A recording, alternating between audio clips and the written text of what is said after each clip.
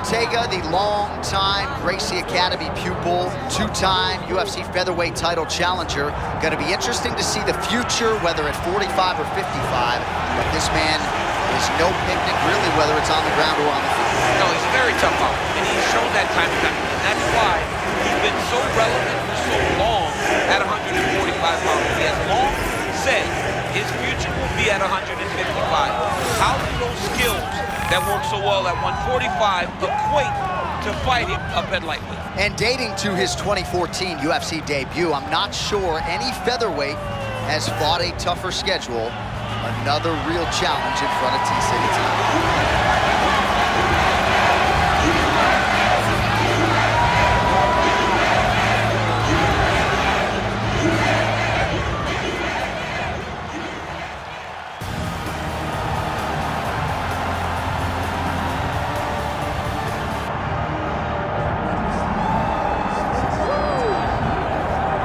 Well, how good is this budding featherweight contender, if not future world champion, Evloev?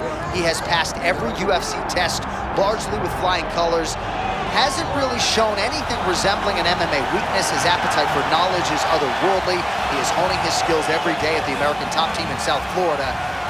And if you can keep your O and win while you learn, as he did against Diego Lopez when he was challenged and threatened and nearly finished several times over, that's about as good as it gets. So Evloev spins it forward here tonight. Many people believe if he wins this fight, his next fight, if not for a world title, will at the very least be a title eliminator in a UFC main event. Well, it is the venue in which every UFC athlete hopes to one day compete, and we are now ready to go from Madison Square Garden here in New York City.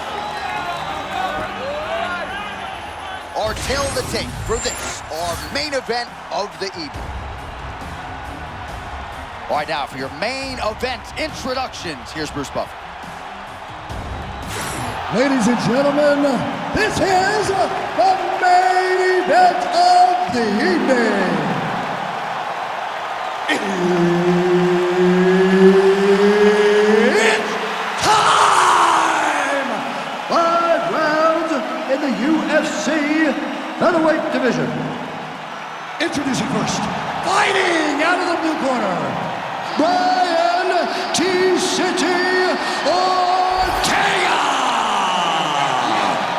And now introducing his opponent, fighting out of the red corner,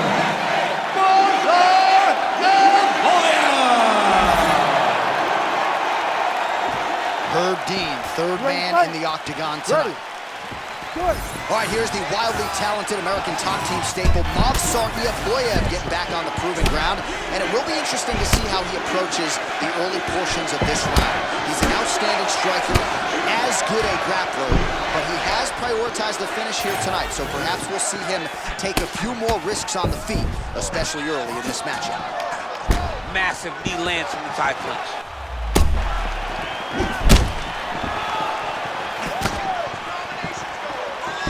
All right, Evloev usually makes for a suffocating night at the office, feinting a lot here early. Yeah, I love the way he feints. I love the way he switches his stance. I love his head movement. Evloev is as good as they come in this division.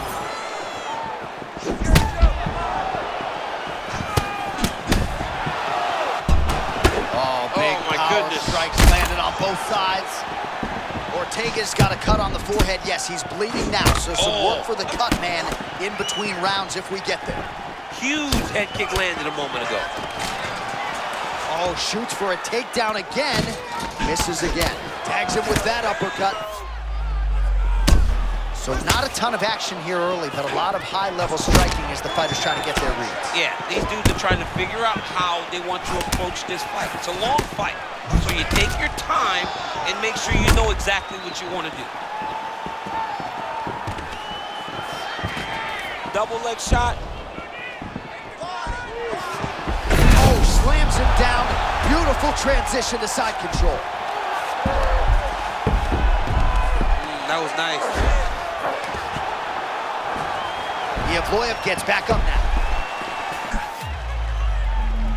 Just over 2 minutes to go in round one.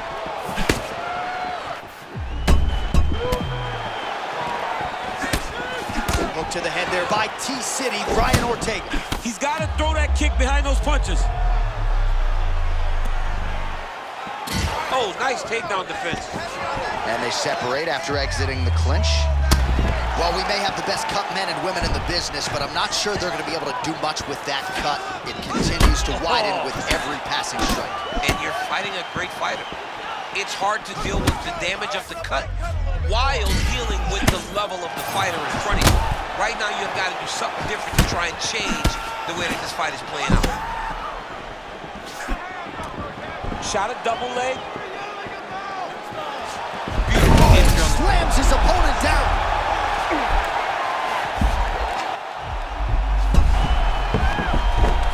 Fighter's in half guard now.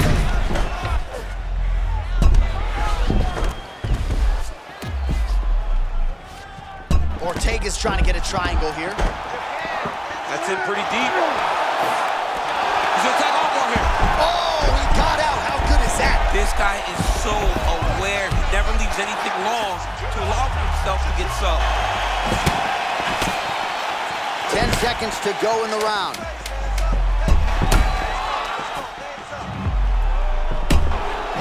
With conviction to the body.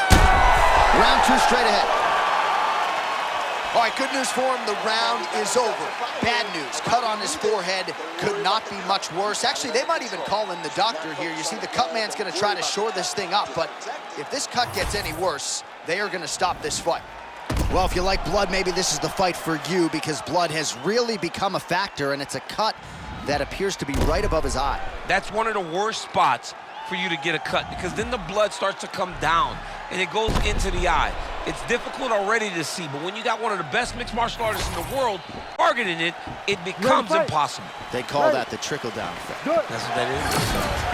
Here we are, early round 2. All right, next round is now underway. DC, any major takeaways after the previous 5 minutes? That both of these guys are... He's gonna try to take him down. There you go. Oh, the slam right into side control.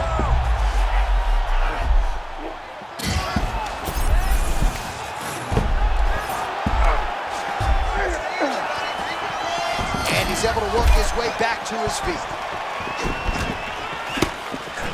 Oh, how about that hook kick and that heel landed flush on the chin. Don't want to take too many more of those. Big power shot there. Oh, perhaps an overreaction from the booth, but that body shot looked pretty nasty. John, you can tell that those are starting to do some damage. Changes levels now, DC. Oh, man, he was in a single, got to a high level. Oh! Big slam takedown. That was beautiful. Ortega getting touched here repeatedly with these ground and pound strikes from the top. Referee's not going to bail you out.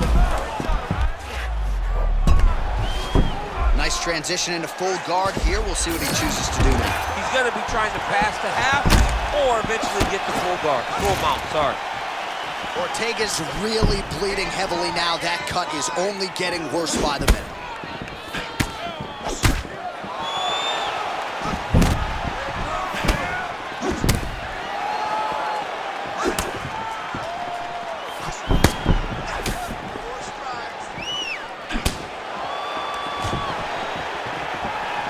Takedown defense holds up. And now he's in the guillotine. All right, so another attempted strike there. I'm afraid his jiu-jitsu coach is gonna like demote his belt down to brown if he doesn't start to lean into his grappling a little bit. But you better start wrestling. You know, you gotta get takedowns. You gotta turn this into a grappling fight. You can have an idea of what you want to do. You can want to prove a point, but when it's not working, you gotta get back to what works, and that's getting takedowns and grappling. Get the bonus checks ready. Yeah, it was only a matter of time. You see the referee pausing the action here. They're going to call in the doctor to look at this cut. Might be the beginning of the end here. I mean, blood all over his face. He's been beat up, battered and bruised. He still wants to fight. Yeah. Just too much blood for the athlete to continue. He's disappointed, but he will live to fight on in the UFC. All right, so the doctor stops the action here. Too much damage sustained, particularly around that cut area. It was getting bloody up there, DC. It was getting bloody. And as an offensive fighter, you continue to go to the same area. You continue to target that cut and try to inflict damage on your opponent.